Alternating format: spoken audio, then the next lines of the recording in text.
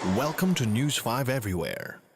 Biyaheng walang flagda at walang boundary. Andar na mga balita, andar na mga balita. Bumubuti na ang lagay ni Baby Indy, ang sanggol na inabandona noong mismong araw ng kalayaan. Pero nangangailangan siya ngayon ng mga donasyon at higit sa lahat, kailangan niya ng pamilyang mag-aaruga sa kanya. Andar na mga balita. Matangos ang ilong, mapulang mga labi at mistiso.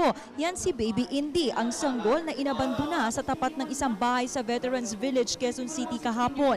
Nasa intensive care unit pa rin ito ng Quezon City General Hospital dahil sa pulmonya. Pero bumubuti na raw ang lagay nito kumpara nang makita ito kahapon. Bagong panganak, kasi mayroong mahaba pa yung pusod nga. Tapos may mga dugo-dugo pang konti rito eh. Nakabalot daw sa plastic. Dahil iniwan sa kalsada ang bata sa gitna ng malakas na ulan, nagkaroon ito ng pulmonya. Patuloy ngayong minomonitor ng mga doktor ang kalagayan niya. Sa ngayon kasi, okay naman kasi wala siyang symptoms tulad nung nahihirapan nga huminga. Pwede naman kasi natin magamot yun through antibiotics, kaya that's why nagbibigay na rin ng antibiotics kasi.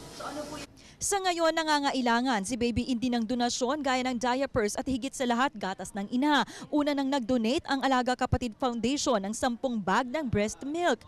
Pero higit sa lahat na kailangan daw ng bata ang magkaroon ng pamilyang mag-aaruga sa kanyang paglaki. Kung kaya ninyo na mag-adapt ng bata, kung pumunta kayo doon, pwede nyo kausapin ang mga social workers doon at yung mga social worker na DSWD, sila ang magsasabi sa inyo.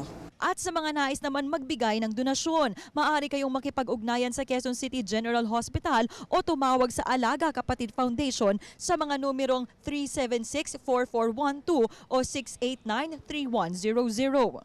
7 araw pang mananatili sa ICU si Baby Indy dito sa ospital bago ma-discharge. Matapos ito agad siyang ite-turn over sa DSWD dahil lahat ng mga batang inaabandona itinuturing ng pag-aari ng pamahalaan. Carla Lim, News 5.